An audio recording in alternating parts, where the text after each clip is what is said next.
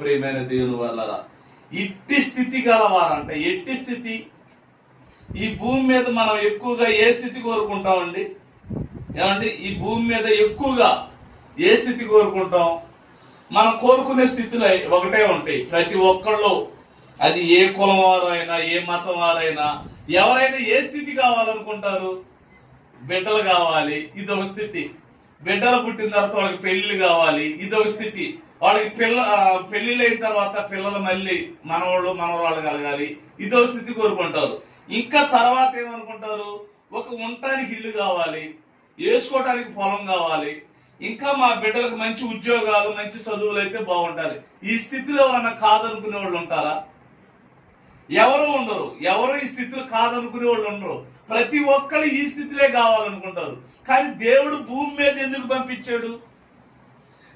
దేవుడు భూమి మీదకి ఆయన కలిగించిన ఈ భూమిని స్వాధీనం చేసుకోమైనా, ఆయన కలిగించిన ఈ మనుషులకి అట్రాక్షన్ అవ్వమనా, అసలు ఎందుకు దేవుడు ఈ భూమిలో మనం కలిగించాడు? ఇక్కడ ఏమంటున్నాడు? ఇట్టి స్థితి గలవారు ధన్యులు. ఎట్టి స్థితి గలవారు ధన్యులు. యెహోవా తమకు దేవుడు గల జనులు ధన్యులు. ఎప్పుడైనా మనం అనుకున్నామండి, నేను దేవుని సొత్తు, నేను దేవుని నమ్మాను, నేను దేవుని తెలుసుకున్నాను, నేను ధన్యుణ్ణి అని ఎప్పుడన్నా అనుకున్నాం మనం? ఏమంటే దేవుడు నమ్ముకోవడం అంటే కేవలం ఏదో ఒక రోగాలు పోవాలి, ఏదో ఇల్లు కట్టుకోవాలి, ఏదో నామకార్థంగా వెళ్ళాలి, ఇట్లాగే ఆలోచిస్తున్నారు. కానీ అసలుకి ఏమంటున్నాడు? ఇట్టి స్థితి గలవారు ధన్యులు. యెహోవా తమకు దేవుడు గల జనులు ధన్యులు. మనకు కూడా మరొక మాట చెబుతున్నాడు చూడండి ప్రియమైన దేవుని వల్లారా. దేవుని సంఘంలో ఒకనాడు కొరింథీయుల్లో ఒక మాట చెబుతున్నాడు కొరింథీ ఉన్న సంఘానికి. అవి మనకు కూడా వర్తిస్తాయో లేదన్నది చూద్దాం. 1 కొరింథీయులు రాసిన పత్రిక 7వ అధ్యాయం. 1 కొరింథీయులు రాసిన పత్రిక 7వ అధ్యాయం 24వ వచనం. ప్రియులారా, సహోదరులారా, ప్రతి మనుషుడు ఏ స్థితిలో పిలువబడునో ఆ స్థితిలోనే దేవునితో సావాసము కలిగి ఉండవలెను. ఇక్కడ ప్రతి ఒక్క సహోదరులకి సంఘంలో ఉన్న ప్రతి ఒక్కరికి ఒక మాట చెబుతున్నాడు. ఏమని చెబుతున్నాడు? ప్రతి మనుషుడు ఏ స్థితిలో. ఏమండి, చాలా మంది దేవుడు పిలిచిన స్థితి మర్చిపోతారండి. మీరు గమనించండి. నేను ప్రసంగం చేసినప్పుడైనా, లేదు నేను ఎక్కడన్నా ఎవరితో సంభాషణ చేసేటప్పుడైనా నా స్థితిని మొదట జ్ఞాపకం చేస్తాను. ఏంటి? నేను దేవుళ్ళలోకి ఇదిగో ఏ దౌర్భాగ్య స్థితిలో ఉంటే ఆ స్థితిలో నుంచి నన్ను దేవుడు పిలిచాడు. దేవుడు పిలిచిన తర్వాత నా స్థితిని నేను మరవలేదు.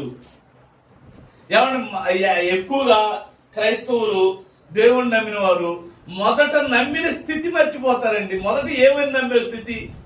మొదటి స్థితి ఏమని నమ్మేవు? దేవుళ్ళు, ఇదిగో నా కుటుంబం బాగలేదు, నా పరిస్థితి బాగలేదు, నాకు దేవుడు ఎవరో తెలియలేదు, నా స్థితి మార్చు దేవా అని మనం ప్రార్థన చేసుకున్నాం. లేదా సేవకుల ద్వారాగా ఎన్నో సంగతులు మనం విన్నాం. విన్న తర్వాత మనం ఏమైపోయాం? దేవుడు పిలుచుకున్నాడు. పిలుచుకొని ఏం చేశాడు? చక్కగా పరిశుద్ధుల్లాగా మార్చిన తర్వాత ఆ పిలుపును బట్టి ఎలా ఉండాలో అసలు మర్చిపోతున్నారండి. ఆ పిలుపుని బట్టి మనిషి ఎలాగ బ్రతకాలని నీ స్థితిగతిని మార్చాడో అసలు ఆ స్థితే మర్చిపోతుంది సమాజం, క్రైస్తవ సమాజం. అందుకే సంఘంలో ఒకనాడు కొరింథీ సంఘంలో ఏమంటున్నాడు? మళ్ళీసారి చదవండి. 1 కొరింథీయులు 7వ అధ్యాయం 24వ వచనం. సహోదరులారా, ప్రతి మనుషుడును ఏ స్థితిలో పిలువబడునో ఆ స్థితిలోనే దేవునితో సావాసము కలిగి ఉండవలెను. చాలా మంది దేవునితో సావాసం కలిగి ఉంటున్నారా? లేరంట. కొరింథీ సంఘంలో లేరంట. వాళ్ళు అసలు ఏ స్థితిలో దేవుళ్ళలోకి వచ్చారో, ఏ స్థితిలో దేవుణ్ణి నమ్మారో, వాళ్ళ స్థితి ఎలాగ మారిపోయిందో చాలా మంది చూడండి. చాలా మంది దేవుళ్ళలోకి వచ్చినప్పుడు ఏమంటారంటే, నాకు డబ్బులు వస్తే బాగుండు, దేవుడి కోసమే నేను ఖర్చు పెడతానంటారు. ఏమండి, నన్ను మారిస్తే చాలు, నా బిడ్డలంతా నేను మార్చుకుంటానంటారు. కానీ దేవుళ్ళలోకి వచ్చిన కొన్నాళ్ళ తర్వాత ఈ లోకాశల్లో పడి లోకంలో మునిగిపోతూ ఉంటారు. అది కూడా అంటున్నాడు. ఒకసారి చూడండి, 2 పేతురు రాసిన పత్రిక 2వ అధ్యాయం. ఏమండి? 2 పేతురు రాసిన పత్రిక 2వ అధ్యాయం 20వ వచనం. వారు ప్రభువును రక్షకుడునైన యేసుక్రీస్తు విషయమై అనుభవ జ్ఞానం చేత ఈ లోక మాలిన్యములను తప్పించుకొనిన తర్వాత మరలా వాటిలో చిక్కబడి వాటి చేత జయింపబడిన ఎడల వారి కడవరి స్థితి మొదటి స్థితి కంటే మరీ చెడ్డదవును. చూసారా? మనం వచ్చిన స్థితి గాని, దేవుని నమ్మిన స్థితి గాని, దేవుడు కాడ ఎలాగ మనం వినమ్రులుగా ఉండాలన్న స్థితి గాని మనం మరిచిపోయి లోక మాలిన్యంలో మళ్ళీ అంటుకున్నావా, మొదటి స్థితి కంటే కడపడి స్థితి దారుణంగా ఉంటదంట. చాలా మంది చూసారా? మీరు గమనించారో లేదు తెలియదండి. ఎక్కడన్నా మేము ప్రార్థనకి వెళ్తే చూస్తుంటాం కదా. ఏమండి, ప్రారంభంలో అంటే ఇటీవల కుర్రోడు చూసాం, కొంచెం తర్వాత బంధువు అనేది విన్నాం. ఆడు ఏం చేశాడు? ప్రేమించి పెళ్లి చేసుకున్నాడు. ప్రేమించి పెళ్లి చేసుకుని తర్వాత ఏం చేశాడు అనుకుంటున్నవాడు? 2 పిల్లలు పుట్టిన తర్వాత అసలు నాకు నేను పురుషుక్కిని పెళ్లి చేసుకున్నాను, అసలు ఆ అమ్మాయి నన్ను ఇబ్బంది పడుతుంది, ఇదిగో కూరలో విషం కలిపి పెడుతుంది అని అంటున్నాడు. మేము మాట్లాడటానికి వెళ్ళేది. అంటే వీడు మొదటిసారి దోమను పోయిన కల్లా వందనాలు అని పెడతా ఉండేవాడు. ఇదే అనపడినోడు కల్లా ఇంట్లోకి వెళ్ళి మరి వందనాలు, మనం ప్రభువు నమ్ముకోవాలి, ఈ పరిస్థితి మంచిది కాదు, ఇది మంచిది కాదు అని చెబుతా ఉన్నాడు. ప్రతి ఒక్కరు చెప్పాడండి, అయినోళ్ళకి, ఉన్నోళ్ళకి, లేనోళ్ళకి అందరూ చెప్పాడు. చివరికి వాడు భార్య బిడ్డలు విడిచిపెట్టేసేసి నేను ఆంజనేయ స్వామి నమ్ముకున్నా, నేను ఆంజనేయ స్వామి భక్తున్నాను. అంటే ఈ మొదటి స్థితి ఏమైంది? బాగుంది. తర్వాత ఉండే కొద్ది వీడి స్థితి ఏమైపోయింది? లోక మాలిన్యం. అంటే లోకంలో పెళ్లిళ్ళు చేసుకుంటాం, విడిచిపెట్ట ఈ సహజం. కానీ దేవుని బిడ్డలకి ఇది తగినది కాదు. ఒక్కసారి పెళ్ళైందంటే చచ్చినంత వరకు అలాగే ఉండాలి, ఆ స్త్రీ పురుషులైనా సరే. అలాగే సంఘంలో ఒక్కసారి నువ్వు బాప్తిసం తీసుకొని దేవుళ్ళలోకి వచ్చిన తర్వాత, దేవుణ్ణి నువ్వు నమ్ముకున్న తర్వాత నీ ప్రారంభ స్థితి ఎలాగుందో చివరి చచ్చేంత వరకు నీ స్థితి అలా ఉంటేనే నువ్వు పరలోకానికి వెళ్తావు, ఆ పరిశుద్ధుడైన దేవుని చెంత చేరగలుగుతాం. లేకపోతే మన స్థితి ఎలా ఉండిద్ది అని అంటున్నాడు. మళ్ళీ ఒకసారి చదవండి. ఏమండి? మళ్ళీ ఒకసారి చదవండి. అది వారు ప్రభువును రక్షకుడునైన యేసుక్రీస్తు విషయమైన అనుభవం. అంటే అందరికి తెలుసు, కొన్ని సంవత్సరాలు దేవుణ్ణి నమ్ముకున్నావు, పాటలు పాడావు, వాక్యం చదివావు, వాక్యం చెప్పేవాళ్ళు ఉన్నారు, అన్ని నువ్వు చూసావు. కానీ చివరికి వచ్చేళ్ళకి ఏమవుతుంది అంటున్నాడు?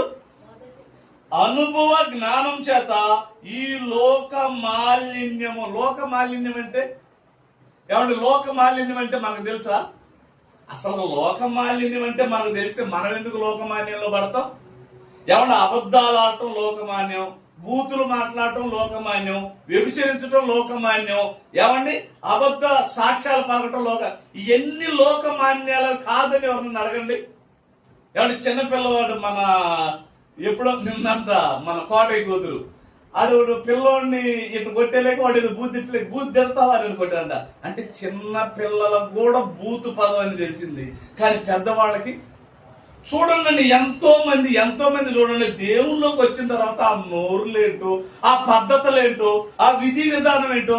మనం ఇదిగో ఆదివారం ఆరాధనలో కూర్చుంటున్నాం, ఇదిగో ప్రభు బల్లారాధనలో చేతులు ఎత్తడం, ఈ నోరు మాట్లాడకూడదు, మన స్థితి మారిపోయింది కదా అనుకుంటున్నారు ఎవరన్నా?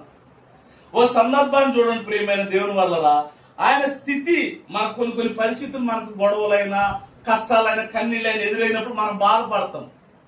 బాధపడతాం. కానీ ఒక ఆయన బాధ పడటంలో ఆయన స్థితి కొంత మార్చుకున్నాడంట. ఆయన బాధల్లో, కష్టాల్లో చాలా మంది చూడండి, యవ్వన వయసులో కష్టాలు అనుభవిస్తే పెద్ద అయిన తర్వాత, ముసలి వయసు తర్వాత కష్టాలు లెక్కజమనం అంటారు. నిజం, నేను అనుభవించాను కనుక నాకు ఏ కష్టాలు వచ్చినా ఏ బాధ వచ్చినా పెద్దగా నేను లెక్కేసుకోను. ఎందుకంటే గొడవలు ఆడుకునే వాళ్ళు ఏందో చేసేసుకుంటారు, చేసుకోను. నేను ఎన్ని చూసినాయి కదా, ఇవాళ గొడవ ఆడుకుంటారు, రేపు పొద్దున పలుకుంటారు. అంటే వీళ్ళ గురించి మనం ఎందుకు పట్టించుకోవాలి? అంతే కదండి, నిజమే కదా.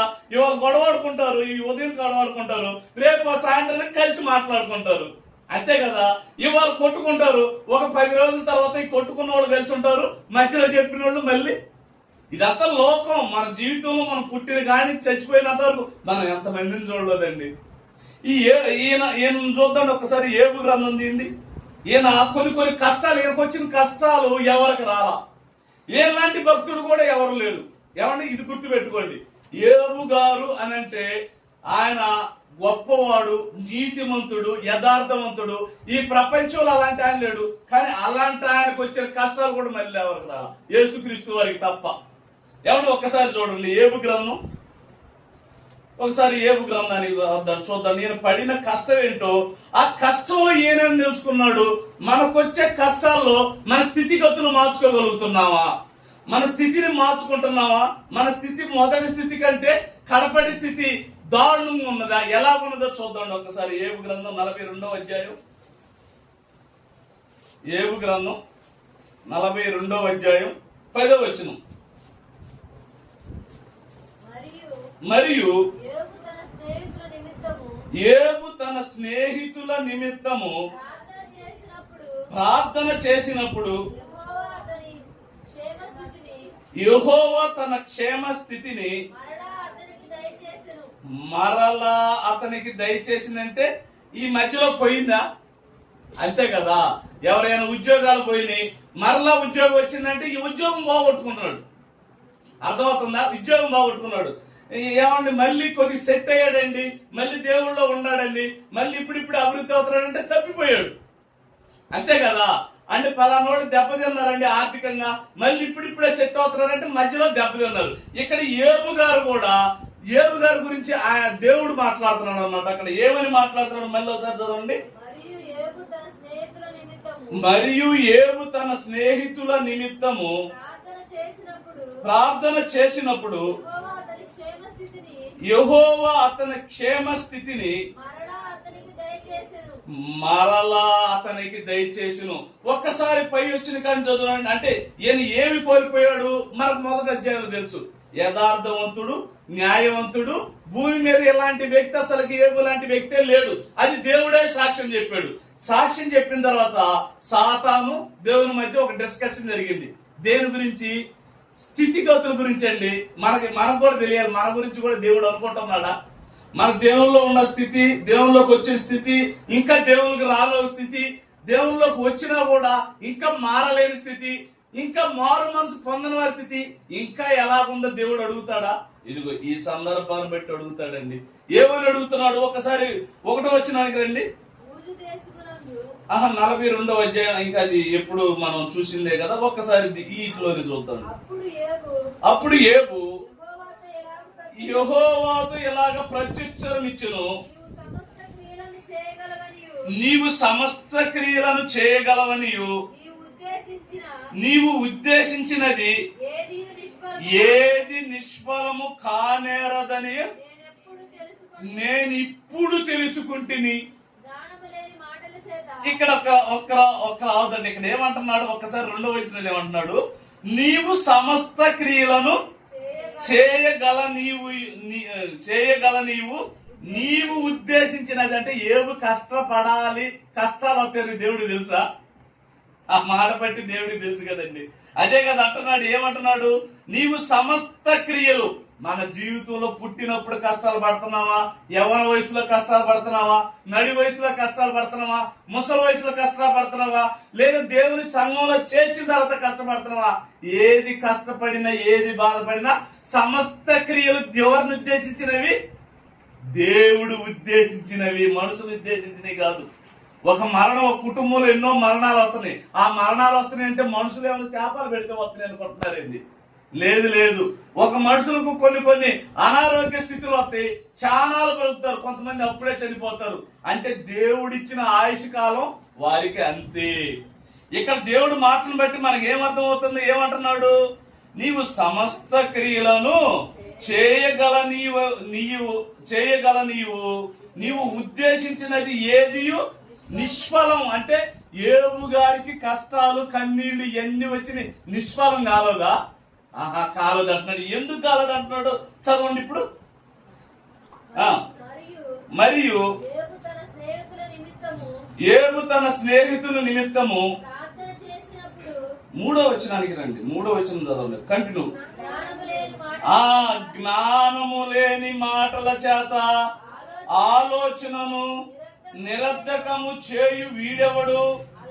అలాగుననే వివేచన లేని వాడనైన నేను ఏమియు నిలకక నా బుద్ధికి మించిన సంగతుల గురించి మాట్లాడి తిని. అంటే తన బుద్ధి గురించి దేవుడితో మాట్లాడటం కూడా ఎలా మాట్లాడాలో చూడండి. ఏమంటున్నాడు ఏబు గారు? జ్ఞానము లేని మాట. చాలా మంది చూడండి, దేవుడు అంటే తెలియదు కానీ దేవుడి గురించి మాట్లాడతారు.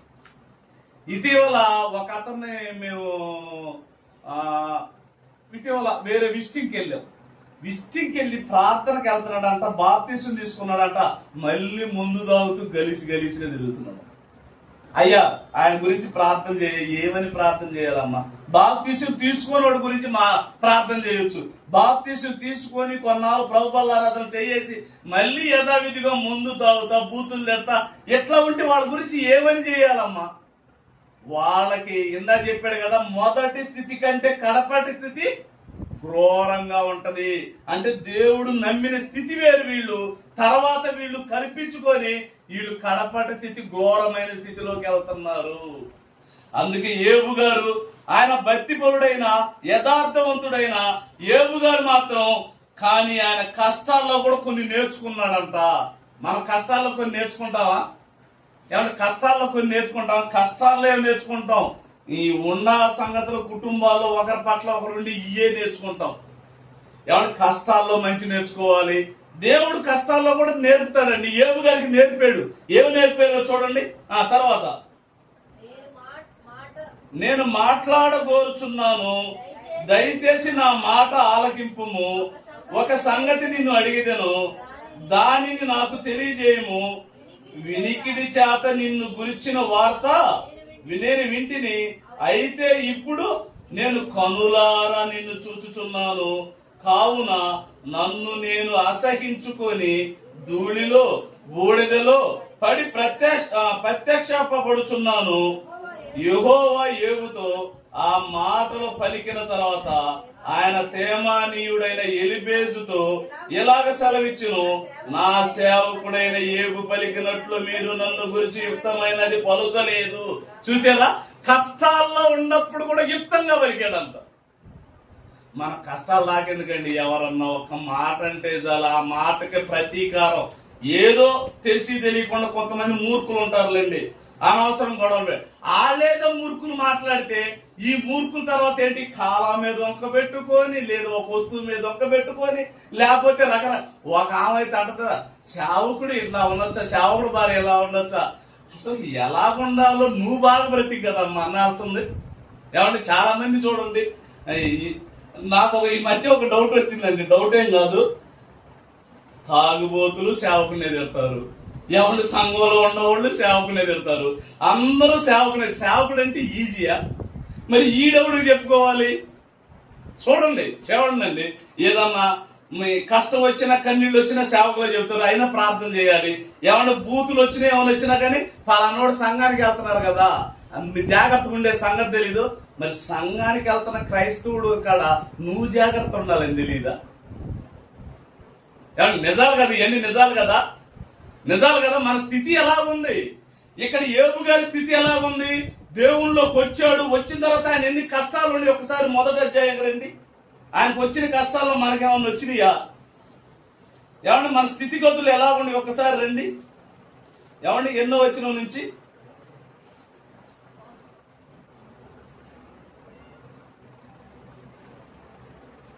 ఏమండి 17 వచ్చిన నుంచి చదువుదండి, లేదా 16 ఇంకా 13 12 నుంచి చదివితే బాగుంటుంది. 12 నుంచి చదవండి. యెహోవా ఇదిగో అతనికి కలిగిన సమస్తమును నీ వశం ఉన్నది, అతనికి మాత్రము ఏ హానియు చేయకూడదని అపవాదికి సెలవీయగా వాడు యెహోవా సన్నిధి నుండి బయలుదేరాడు. అంటే తండ్రి అయిన దేవుడు ఆ సాతానుతో ఏమన్నాడు? మంచి భక్తిపరుడుగా ఉన్నాడు కదా ఏబు గారు, ఆయనకి కష్టాలు నువ్వు పెట్టుకో, పరీక్షించుకో, అయినా కూడా నా బిడ్డ నా నుంచి తొలగిపోతాడేమో, ఆయన స్థితి మారిపోయినా కూడా ఆయన స్థితిలో నేనున్నాను తప్ప మరొకడు లేరని చెప్పి సాతాను చెప్పేశాడు. అయితే నువ్వు ప్రాణం జోలికి వెళ్ళొద్దు అన్నాడు.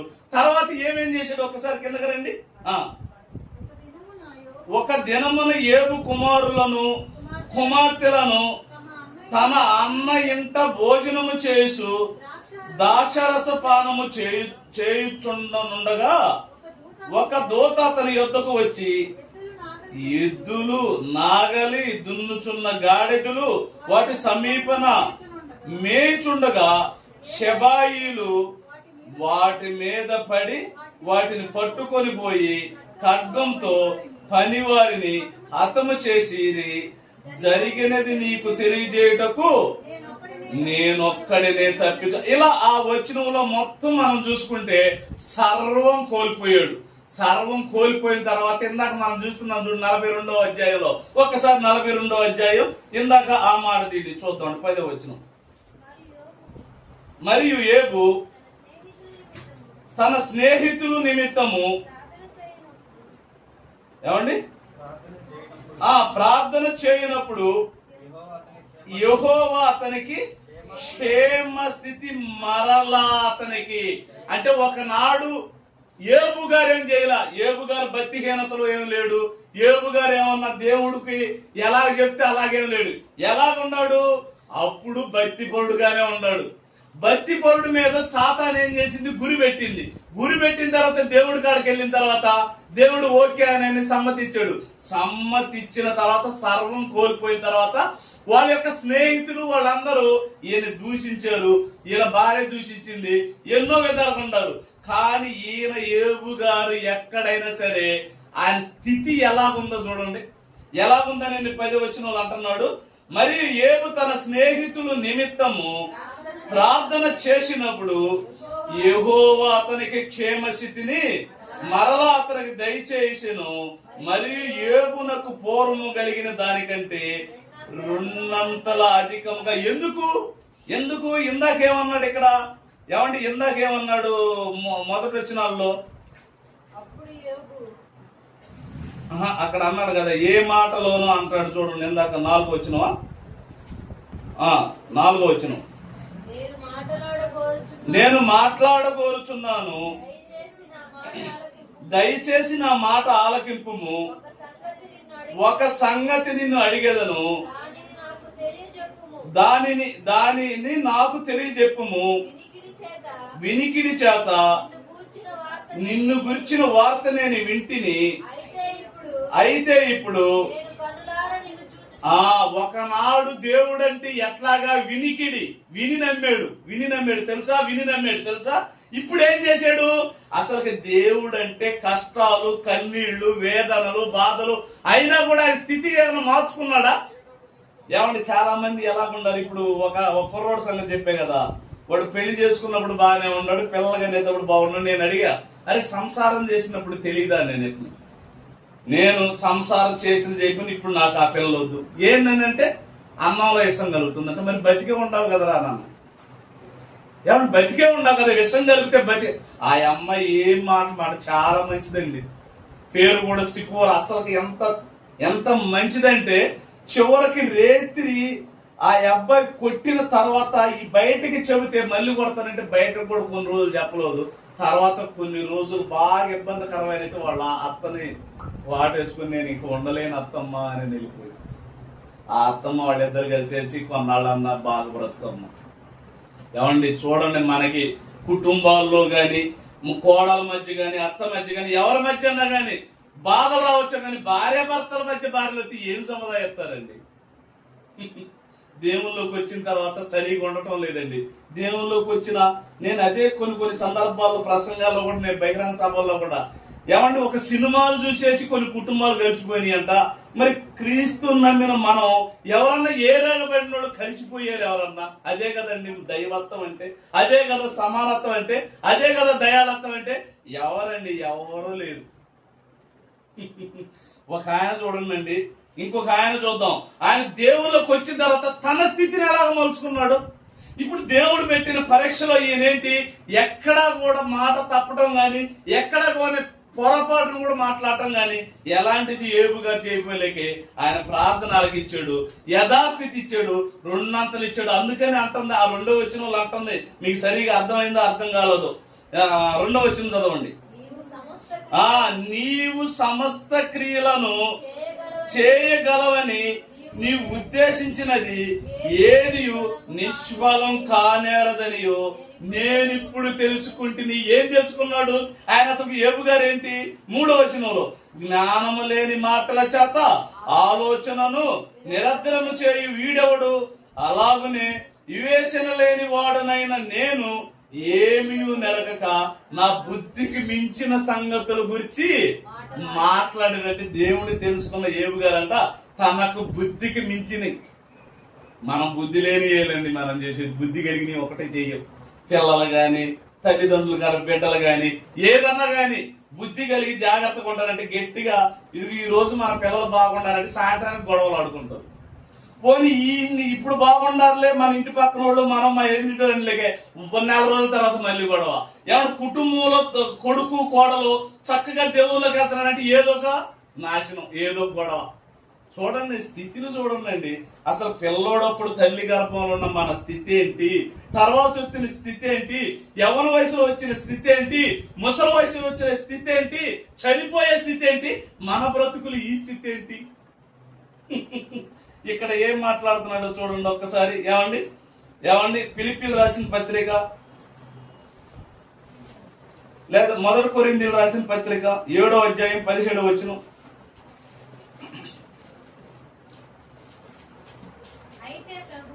అయితే ప్రభువు ప్రతి వానికి ఏ స్థితి నియమించునో దేవుడు ప్రతి వానిని ఏ స్థితి యందు పిలిచెనో ఆ స్థితి అందే నడుచుకోవాలి. నీకు ఏ స్థితి ఇచ్చాడు? చిన్న స్థితి ఇచ్చాడా?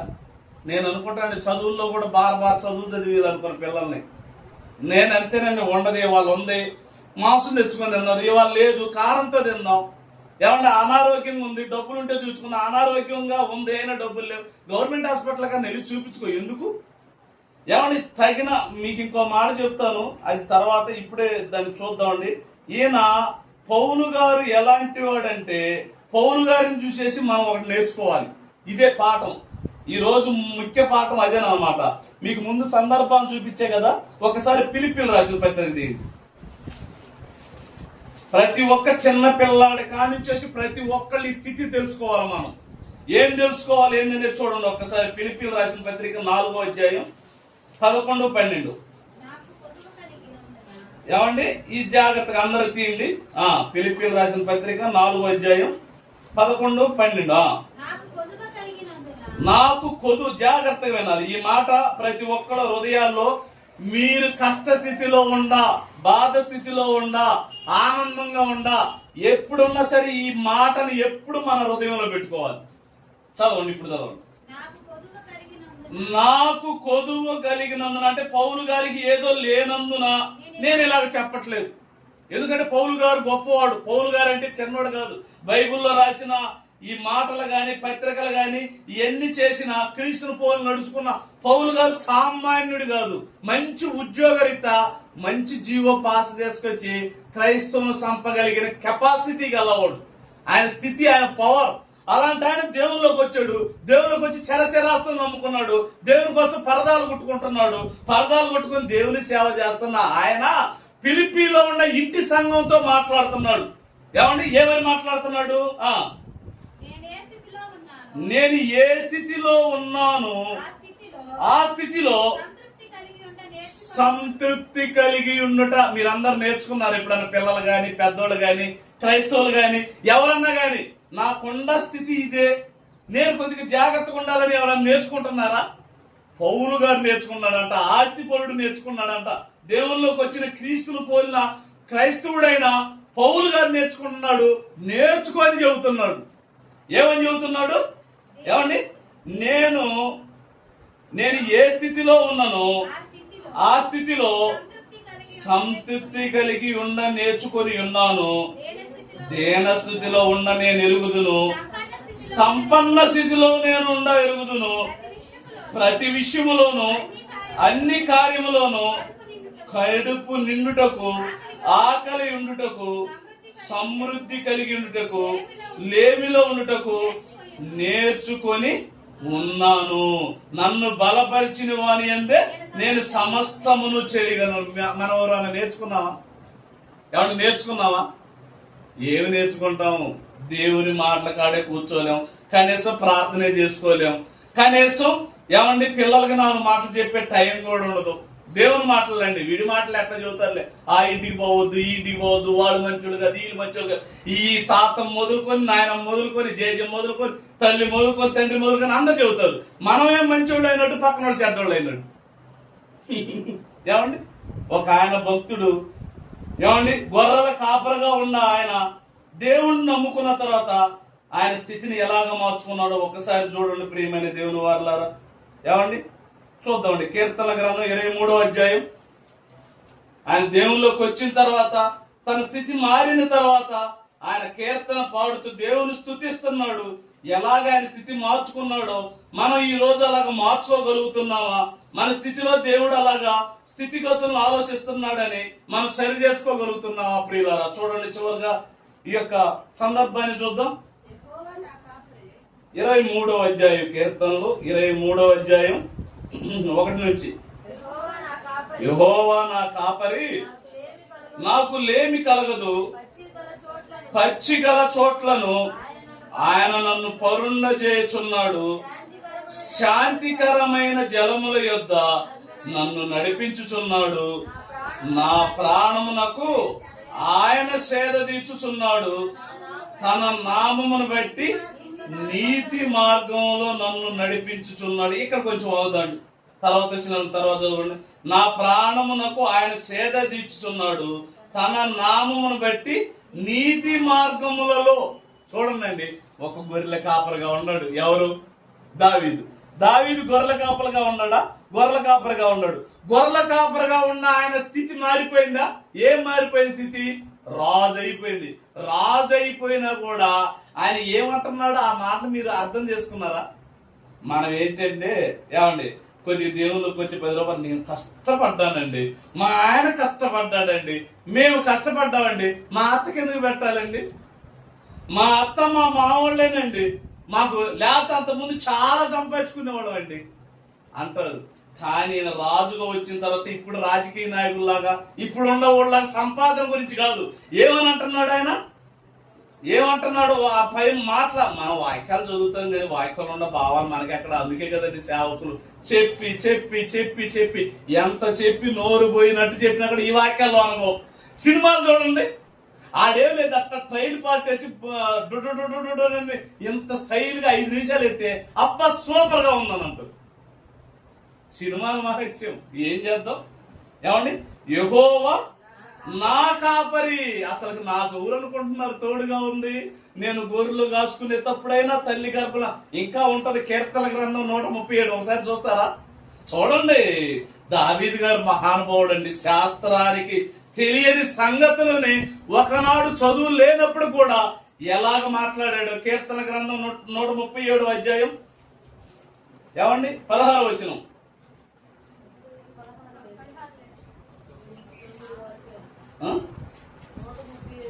136 అనుకుంటా. చూడండి, 138 16. నా అంతరేంద్రియములు నువ్వే కలగజేసి. 139 13 నుంచి. నా అంతరేంద్రియములను నీవే కలగజేసితివి. నా తల్లి గర్భమందు నన్ను నిర్మించిన వాడు నీవే. అబ్బా, ఆయన తల్లి గర్భంలో ఉండ కానిచ్చేసి తన స్థితి గురించి ఆలోచిస్తున్నాడు. చూడండి, మనం ఎప్పుడన్నా కానీ మన స్థితి ఏమండి, ఇంత లావున ఇంత వచ్చాము కానీ తల్లి గర్భంలో ఇంతే కదండి ఉంది. ఇంత పీసుగా తల్లి గర్భంలో మొదలుపెట్టి కణాలుగా విభజింపబడి ముద్దగా అయ్యి తర్వాత ఈ కాళ్ళు చేతులు ఇవన్నీ వచ్చేసి తల్లి గర్భం నుంచి బయటపడి కొన్నేళ్ల తర్వాత నా ఇష్టం నేను నాది అనే పరిస్థితికి వచ్చాడంటే ఎంత అహం బట్టి ఉన్నాడండి మనిషి. ఈయన మాత్రం దేవుల్లోకి వచ్చిన తర్వాత నా తల్లి గర్భమందు నన్ను నివసింపని వాడు నీవే, నా అంతరేంద్రియములన్నీ ఇదిగో ఈ కాళ్ళల్లో ఉన్న సత్తువు గాని చేతలో ఉన్న సత్తువు గాని కళ్ళలో ఉన్న చూపు గాని వినికిడి గాని అబ్బా ఇవన్నీ చూస్తుంటే నాకు ఆశ్చర్యం కలుగుతుంది. ఇంకేమంటున్నాడు, యెహోవా నా కాపరి నన్ను తల్లి గర్భంలో నుంచి ఇదిగో రాజుగా నిలబెట్టి సేవ చేసే భాగ్యాన్ని ఇచ్చాడు. యెహోవా నా కాపరి, నాకు ఇల్లేమీ కలగదు, ఆయన లేకుండా నాకు ఏమీ కలగదు. మనం అనుకుంటున్నావా? ఏమండి ఇంకా ఏమంటున్నాడు చూడండి ఆ మాటలు. అలాంటి పాటలు మనం పాడాలండి. మనం పాడాలి. ఎలా పాడాలి? చక్కగా ఈ చెయ్యి కాలు ఇవన్నీ ఇచ్చింది నీవే దేవా, వీటిని బట్టి నేను స్తుతిస్తున్నాను దేవా.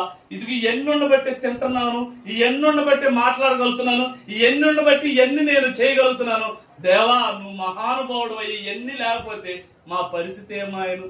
నీకు స్తోత్రం ఎవరైనా చెబుతున్నారా? ఏమండి ఇవన్నీ వచ్చిన కానీ ఈ చేతులతో పాడు పనులు, ఈ నోటితో పాడైంది పీల్చడం, పాడైంది తాగటం, వీటికి అలవాటు పడిపోయింది. అంటే ఏ స్థితి నుంచి ఏ స్థితికి మారిపోయిందో చూడండి. ఏమండి ఏమంటున్నాడు 2వ వచనంలో, పచ్చిగల చోట్ల ఆయన నన్ను పరుండజేయుచున్నాడు. పచ్చిగల చోట్ల అంటే ఏమండి, ఒక గొర్రె ఎక్కడికి వెళ్ళింది? పచ్చిగుండా కాడికి వెళ్ళింది. అంటే దేవుడు మనల్ని వాక్య సన్నిధిలోకి నడిపిస్తున్నాడు. మనం ఏమనాలి? పచ్చిగల చోట్ల నన్ను పరుండజేయుచున్నాడు. దావీదు గారు అంటున్నాడు. ఏమండి ఇంకా ఏమంటున్నాడు? శాంతికరం, తగాదులు లేని, పోట్లాటలు లేని, ఏమి లేని శాంతి. ఎందాక అంటది రాదా, పిల్లలు ఇంతలా గోల చేస్తుంటే నీకు తలకాయ నొప్పి రావట్లేదు, నేను పట్టించుకుంటే కదా. ఎవరు నేను పట్టించుకుంటే కదా నా తల. నేను ఏది పట్టించుకునే దేవుని వాక్యం ప్రార్థనలు ఎక్కడో. నేను వెంకయ్య ఫోన్ చేసాడు మన అబ్బాయి. ఫోన్ చేసి వాళ్ళు 2వ శనివారం కదంటే, మాకు ఏం గుర్తుండవు వెంకయ్య. ఒకటి ఆదివారం గుర్తుండిద్ది, బుధవారం క్రమకూడి గుర్తుండిద్ది, ఇదిగో ప్రార్థన గుర్తుండిద్ది, ఎక్కడ సభలు ఉంటే ఇవే మాకు గుర్తుండేది. ఇక మిగతా మేమెందుకు పట్టించుకుంటాం? అంటే మనం దేవుల్లో ఉంటే మన స్థితిగతులు మారిపోవాలండి. ప్రతి ఒక్కటి పట్టించుకొని దాని గురించి ఆలోచించుకొని మన మైండ్ పాడు చేసుకొని అనారోగ్యం రావడం దేనికి? దానివల్ల నీకు వచ్చినది ఏముంది? ఆలోచించినందువల్ల ఏమీ రాదు, ఆలోచించిన వల్ల ఏమీ రాదు. ఇదిగో ఈయన ఆలోచిస్తున్నాడు ఈ స్థితిగతుల గురించి. దావీదు గారు ఏం ఆలోచిస్తున్నాడు? ఏమండి, శాంతికరమైన జలముల యొద్ద నన్ను నడిపించుచున్నాడు, నా ప్రాణమునకు ఆయన సేద తీస్తున్నాడు. వాక్యం ద్వారా ఆయన ప్రాణమునకు నెమ్మది, శాంతి, సమాధానం ఆయన తీరుతున్నాడు. మనకు కూడా అది కావాలని కోరుకోవాలండి.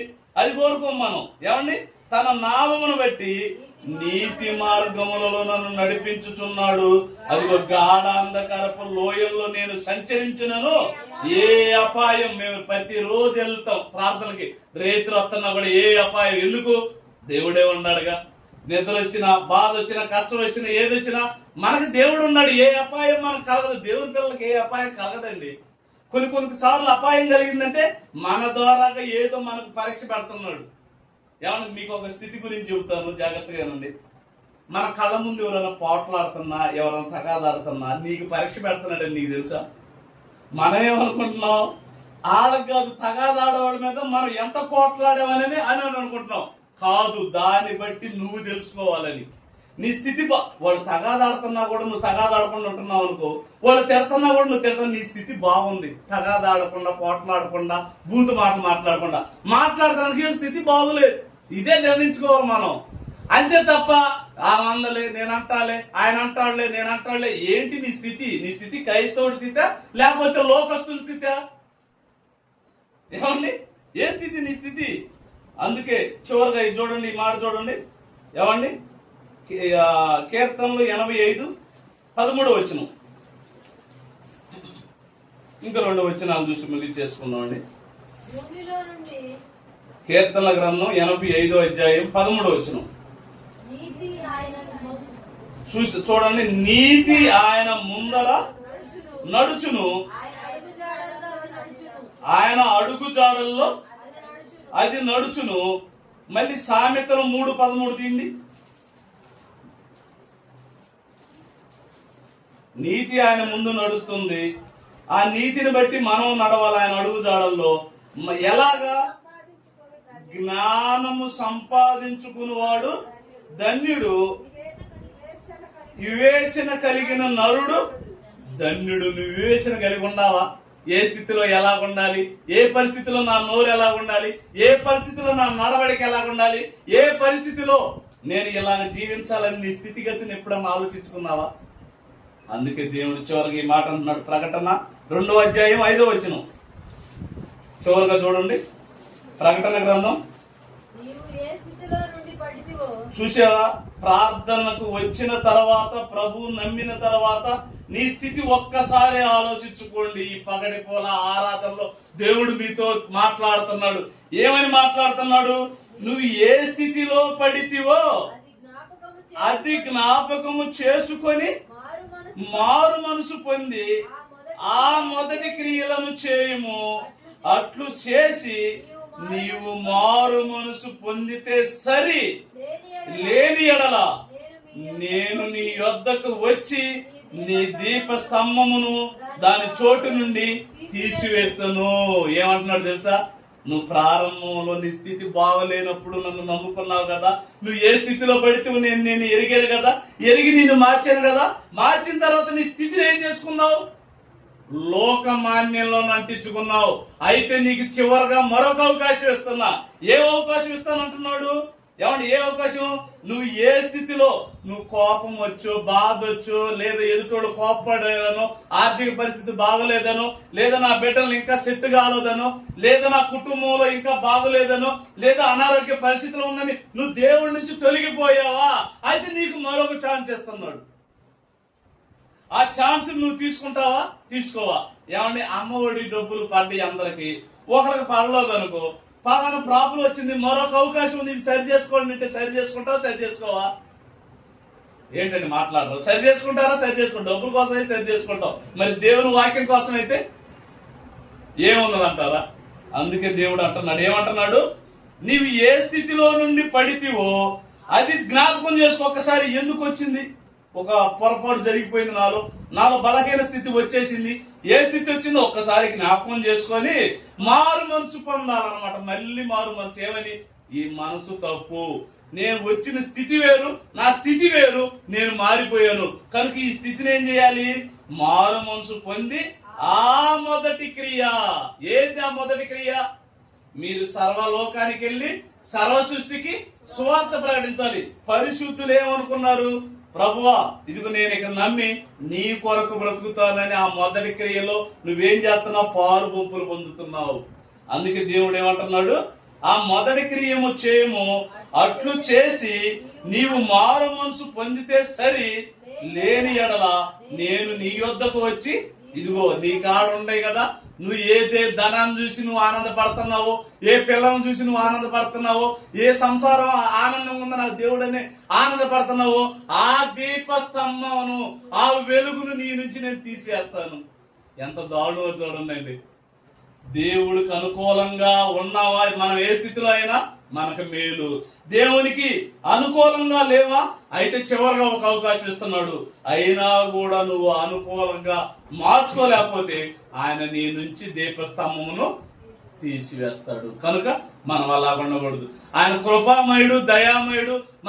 మనం బాగా ప్రేమిస్తున్న దేవుడికి కోపం వచ్చేటట్టుగా, బాధ కలిగేట్టుగా మన స్థితిగతి ఉండకూడదు. కనుక ప్రియమైన దేవుని వల్ల మన స్థితి ఒకవేళ ఈ రోజు కాంచి మనం ఏదన్నా గత మారు మనసు పొంది ఏదైనా బలహీన స్థితిలో ఉన్నావా, లేదా చెప్పుకోలేక ఏదో గబక్కన తడబడిపోయి ఏదైనా దెబ్బతిన్నావా, అయితే మరొక అవకాశం దేవుడు నీకు ఇస్తున్నాడు గనక నువ్వు సరి చేసుకొని, ఇదిగో ప్రారంభం ఎలాగ దేవునిలో ఉండవో అలాగ కొనసాగితే ఆ దేవుడు దీవెన, ఆ దేవుని ఆశీర్వాదం, ఆ దేవుని వెలుగు ఎప్పుడు మన పైన, మన కుటుంబాల పైన ఉంటాయి.